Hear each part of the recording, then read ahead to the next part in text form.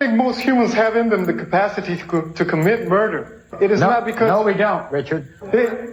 They choose not to, not because they are morally superior, as they so commonly claim, but because they are imprisoned in a web of responsibilities, commitments, beliefs, and sentiments. Richard. And that would render murder an absurd gamble or ridiculous self-destruction. Richard Ramirez is correct in what he said.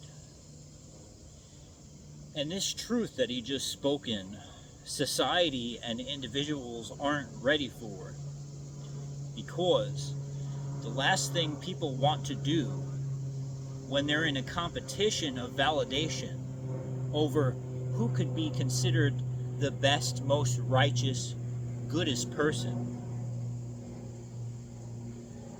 and their obsession to look in the mirror and separate themselves from other people who do devious deeds that they consider unfathomable, which is also ridiculous. They seek to separate themselves from these individuals they consider others. And there's entire fields of sciences where people sit around and they go, how could this person do this? How could they kill this person? How could Lindsay kill her children? The thing is that all of you are murderers. Each and every one of you are murderers. You're all killers. And I remember sitting in psychology class, abnormal psychology class in college, and them playing like serial killer documentaries and shit. And there'll be some fucking NPC in the background going, how did this person do this? Why would they do this? Because individuals are so domesticated and so socialized, and all their violence is conducted through a third-party system, through the state, that they themselves cannot imagine themselves being violent. Yet they're all violent. If you look at in the comments of any video, anything, any person is considered engaging in a behavior that people find to be egregious by individuals in this competition of who is the most righteous, there's people in the comments going, hang him, kill him, throw him into the wood chipper, give her the death penalty, over and over again. Because that's what people's power has been limited to. Their call for violence, their mob mentality on another person in hopes that the state will enact violence for them so they could continue to look in the mirror and feel like they are a good person. When in reality, the most innocent woman that you could possibly imagine is a killer just like you. She's eating the flesh of dead animals. She can also murder people.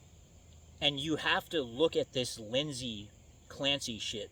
This lady who killed her children, whether she killed them or not. I don't really fucking care. It doesn't matter. What matters is this, is that we live in a society where people refuse to admit that morality is in itself a social construct. There is no morality. There is no morality in the fabric of existence. There is no morality. There is no right or wrong. It doesn't exist, right? So with that being said, of course, people are going to be like, is it right or wrong to kill said person? And the answer is no, because there is no right or wrong. Because morality doesn't exist. But there are consequences. Consequences are real. Okay, you live in a world with other people in this other fabrication called society. Another fabrication, just like right now, people will say, I'm in a forest. Okay, the forest is the construction, the social construct. The only real thing is a bunch of trees in a group. Okay, so society doesn't exist. The individuals inside of it do. Unfortunately, most of these individuals in this said society are not as consciously aware of themselves as they would like to admit, or as they would like to behave or act upon, or even are for that matter. But that's a whole nother discussion. So you have to remove morality from the equation of anything anybody does. So forget about whether what she did is right or wrong, or whether she did it or not, okay? Because the morality isn't real, but consequences are, right? So if this person killed said children, in order to find out the reason why, we have to look at the consequences or the immediate effects of. And we see this consistently with people who murder other people, okay? And currently in society, with hyper-individualism running rampant, which I'm not saying is bad at all. Me, myself, I'm hyper-individualistic. It has a certain effect on women, especially because women have biological mechanisms in which they want to breed. They have a maternal instinct, a desire that cannot go away or be suppressed. It can only be substituted by something else, such as a little dog that they take care of, where they do baby talk to. You ever see some chick with a dog? She doesn't have any kids. She's feeling that maternal instinct, that maternal desire. But a lot of women, what happens to them when they have children is they realize that they can't live the Instagram or TikTok fantasy of being this independent chick running around, sleeping with men, living the fantasy that I'm living now. Okay, I'm running around, I'm traveling, I'm doing whatever the fuck I want, waking up wherever I want, making money in my sleep, hanging out with a new chick everywhere I go. Of course, making love to all of them also, right? They want that same fantasy. And when they're taking care of kids, they can't have that, and it frustrates them. Okay, so this postpartum depression bullshit, mental illness, none of that shit is real either. The whole entire Diagnostic Statistic Manual of Mental Disorders is a book that's made up by a bunch of dudes who have connections to pharmaceutical companies that make up what is normal. There is no such thing as normal. Because society in itself is a human constructed idea that is abnormal. The only thing that's normal is the nature that I'm in right now. That is where humans come from. And violence and murder and rape and all this shit that people don't want to talk about is a natural part of human life in both the world of humans and in nature itself. But like I said, there are consequences. So let's think about the consequences of her killing her kids. The immediate consequences is that she no longer has the responsibility of taking care of those kids. That's why women in postpartum depression kill their children. Has nothing to do with mental illness. It's because they're tired of having the responsibility of taking care of said children, and they want to relinquish themselves of it. That's it. That's the reason why. Because that's the immediate consequence. The secondary consequence is the punishment that society will give her, aka the state, which has a monopoly on violence. Most of you, you look at yourselves, you go, I'm not a violent person, I'm against violence. But you call the fucking cops on people to arrest them, or call for the death penalty for some motherfucker that does something that you don't consider good, because you don't want to look in the mirror and realize that you're just fucking like them. Hypocrites everywhere. So then she jumps out the window. She jumps out the window because she doesn't want to face the secondary consequences of killing her children, which is facing the wrath of the state and the punishment that they will place upon her. That is attempting it to be happening now in the trial that you are seeing, right? I don't care about the facts. I don't care whether the husband did it or not. Even if he did it. Okay, what are the immediate consequences and secondary consequences of him engaging in this action?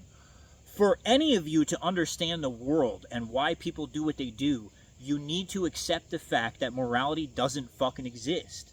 It's a social construct. And then this is why the state will agree with you on this. They'll say, well, this is why we have laws. Because we're a nation of laws, not a nation of savages. But yet the state is the most savage entity you could possibly think of. They themselves, the state and the people in power, who tell you you cannot engage in X, they engage in all these actions themselves. So they're not about protecting you or upholding a moral standard. They're about making sure that only they could do it so they maintain control. That's all the state is. And they fool you, masses of you, into this big collection of individuals in this huge pissing contest of who is the most righteous, who is the most good. And then the state goes, here's a reward for being such a good person. Hold on, let me launder more of my taxes to child trafficking and murdering people and killing people around the globe and profiting off of it. Good boy, stay moral. That's what morality is. It's for slaves. It's for slaves. And the person in any room lying to you or lying to themselves or pursuing this idea of obtaining and upholding this image of being this morally self-righteous person is the biggest liar in the fucking room and the most dangerous one. Because they'll do anything to keep up that image. The real human being admits that they are a violent fucking animal, a savage like everybody else, and understands that and accepts their capabilities and who they are. They don't do this dichotomy in their head where they separate themselves from these people engaging in these egregious acts and go, they're not like me, I'm not like them, because it's all bullshit. Okay? So this is why people do this to their kids, because they don't want the responsibility of taking care of them anymore. We see this in abortion protests as well. You'll see like a bunch of chicks running around, they'll have like fake baby dolls, and they'll be like, I killed the baby, or whatever the fuck it is. They'll be waving the baby around and shit. Yeah, and there'll be like conservatives debating with them, and they'll go, yeah, I killed all my kids, they were never born, ha ha ha. Right? What is the next consequence of that? People killing their kids when they're out of the womb, okay? So everything has a consequence, an action, a reaction. And in order to understand this and why people do things, you have to understand their self-interest, what they're trying to escape from, what the consequences are that they're trying to relinquish themselves on. And we live in a society where nobody wants responsibility of anything, okay? I myself, I don't want to be fucking responsible for anybody or anything other than me. That's my entire fucking lifestyle. So I'm not sitting here telling you that that's bad. This is just a description of how things are. And nobody's talking about this. Everybody always looks at everything in the form of good and evil. Good and evil isn't real. It also is a constructed idealism. Society is not real. It only exists in your head. And in order for you to really understand individuals and why they do what they do, you need to relinquish yourself of all these spooks inside your mind. That's it. That's all I have to say about this. There's nothing else to say.